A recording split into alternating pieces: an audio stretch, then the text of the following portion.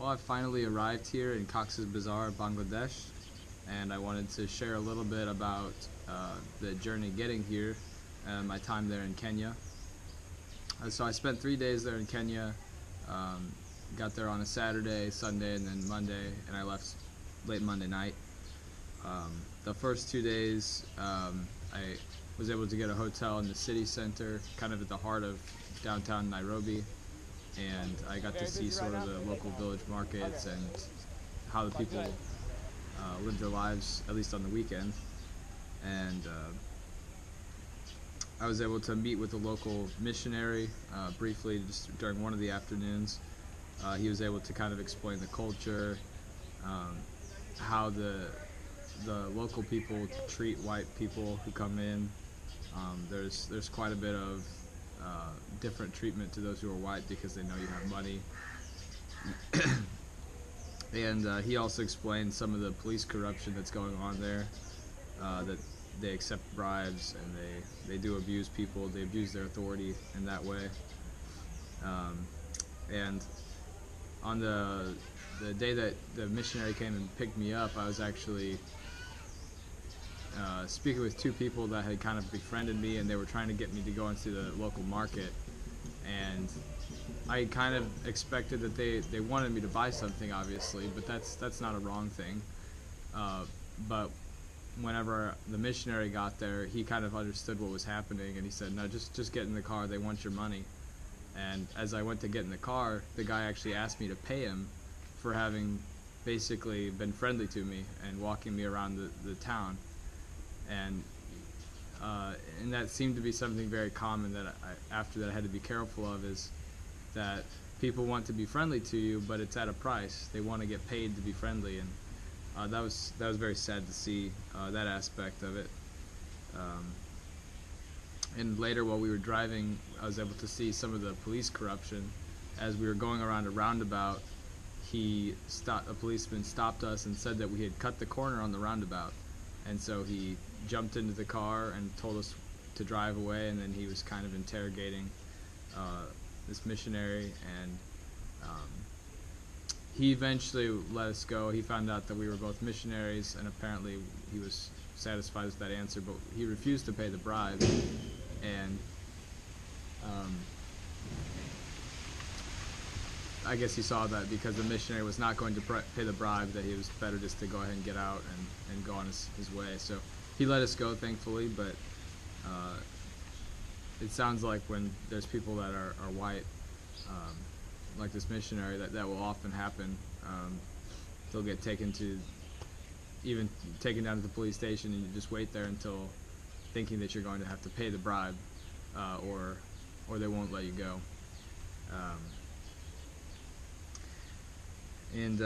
So then Monday morning, the next day, I was able to go down to the embassy and obtain a Bangladesh visa. They only gave me a 3-month visa. Lord willing, we'll be able to extend it within the country here.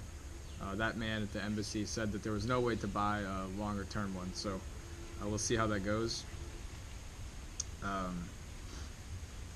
And the final day after that, I knew I had the airplane flight out in the evening because I had gotten the visa, but I still had some time to spare, and so I spent some time with a man that was driving me back to the airport, who took me by a local market, and also helped quite a bit in explaining about the slums and the poverty that people are experiencing there in Kenya. And I think this man was a brother, and he explained that the people there are living on less than $1 a day, and we spoke of some of the parables of Jesus about the rich man and Lazarus, and he saw that there's a lot of people that are living very well off, and they're neglecting the poor, and it seemed like he had a real heart for that, and understood some of the motivations behind that. He was also speaking of the corruption in the government, that there's money given to try to alleviate and help the poor people, improving their living conditions, improving roads to try to increase the local economy. And the officials are actually pocketing money, and there's a lot of greed going on in that aspect. And so I thought this man had a really good analysis of what was going on there in Nairobi. He said the solution that he saw was that we needed to fear God. And so I wanted to spend kind of this video with a few thoughts on that. He said if everybody feared God and we understood that we're all going to be judged one day we're going to stand and give an account of everything that we've done in our life and the way that we've lived our life, that would keep people from this selfishness, this greed, that would keep people from stealing from the poor, oppressing the orphan and the widow.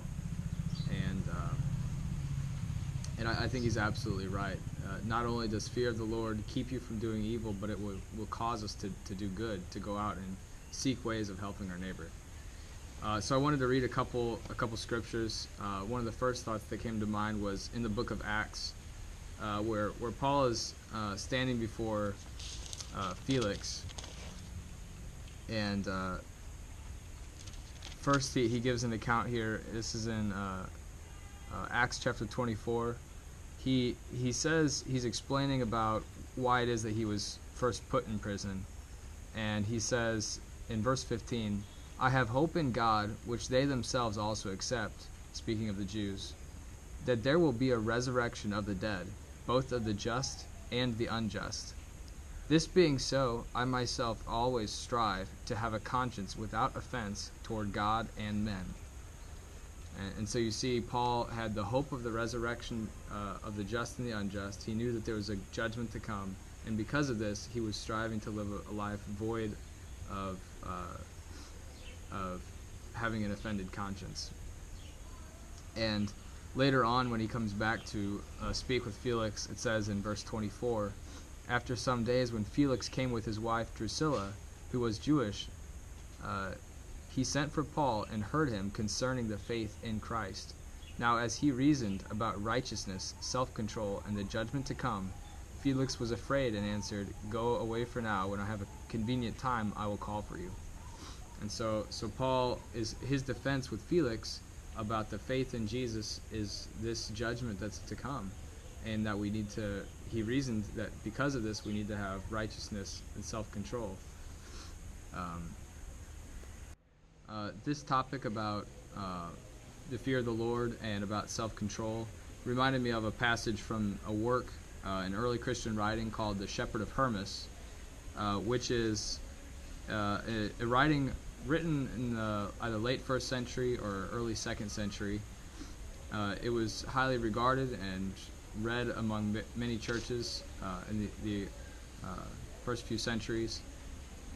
It was included in the Codex Sinaiticus, which would have been kind of the first Bibles that were bound together, and it was included at the end of the New Testament. And so I'd like to read a section from the commandment portion, which, to give a little bit of context, this is Hermas, and he's dialoguing with a man he calls the shepherd, who is instructing him basically how he needs to live to be pleasing to the Lord. And so that's kind of the context of what's being said here. You've got Hermas speaking to the shepherd.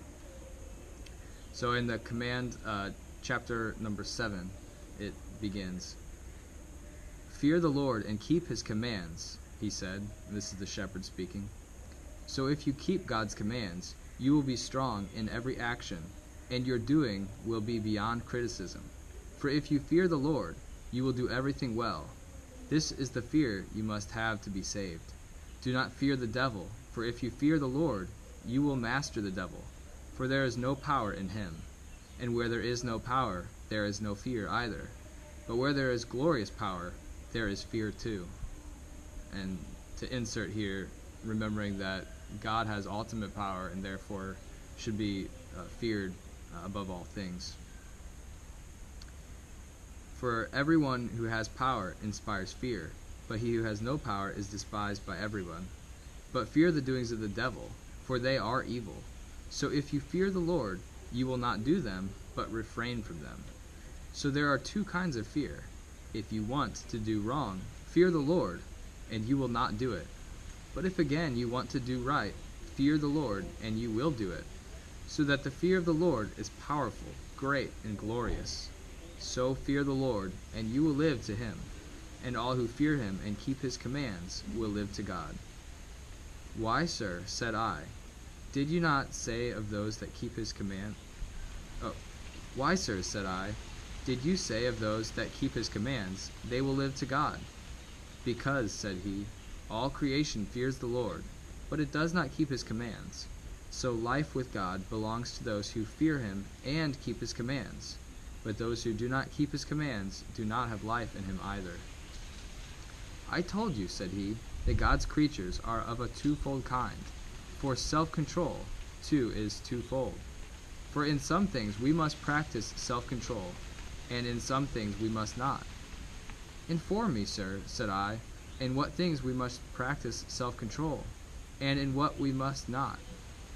Listen, said he, be self-controlled about what is right, and do not do it, but do not be self-controlled about what is right, but do it. If you are self-controlled about what is right, so that you do not do it, you commit a great sin. But if you are self-controlled about what is wrong, so that you do not do it, you practice great uprightness. So restrain yourself from all evil, and do right. What, sir, said I, are the kinds of wickedness from which we must restrain ourselves? Listen, said he, from adultery and immorality, from lawless drunkenness, from wicked luxury, from many kinds of food and extravagance of wealth, and boastfulness, and haughtiness, and pride, and from lying, and evil speaking, and hypocrisy, holding grudges, and all abusive language.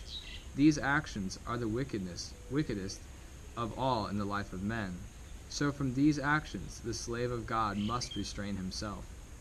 For one who does not restrain himself from these cannot live to God. So listen to the things that follow them. But, sir, said I, are there still more wicked actions?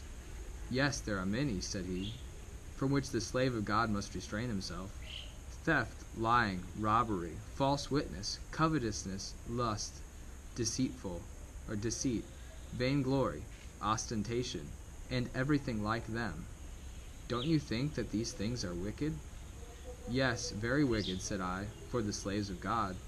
From all these things, the man who is serving God must restrain himself.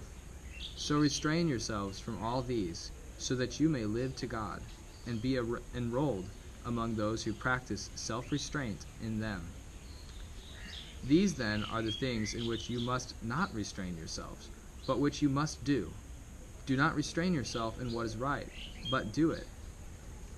Tell me, sir, said I, what you mean by these things, so that I may live by them and serve them, so that by doing them I may be saved.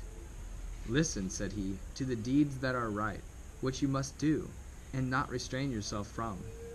First of all, faith, fear of the Lord, love, harmony, upright speech, truthfulness, endurance.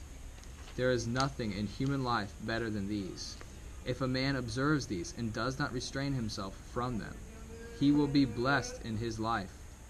Then hear the things that follow them: waiting on widows, looking after orphans and needy people, delivering the slaves of God from distress, being hospitable, for doing good may be found in hospitality, non-resistance to anyone, being quiet, being needy, being more needy than all men. And another translation I've read says having fewer needs than all men. Revering the aged, practicing uprightness, observing brotherhood, putting up with insolence, being patient, not holding a grudge, encouraging the weary in heart, not casting out those who have stumbled from the faith, but converting and encouraging them, reproving sinners, not oppressing debtors and those in need, and whatever other actions are like these. Do you think these things are right? Said he. Why, sir, said I, what can be better than these? Then live by them, said he, and do not restrain yourself from them, and you will live to God. So keep this command: if you do right and do not restrain yourself from it, you will live to God, and all who do so will live to God. And again, if you do not do wrong and restrain yourself from it, you will live to God, and all who keep these commands and live by them will live to God. So it's just my hope that all of us could, hear the words that Paul has spoken, that we too would remember the judgment to come, and we would strive every day to have a conscience void of offense before God. I'll come out just a few more days, Lord willing, with some of the things that I'm seeing here in Bangladesh. But until then, the Lord be with you.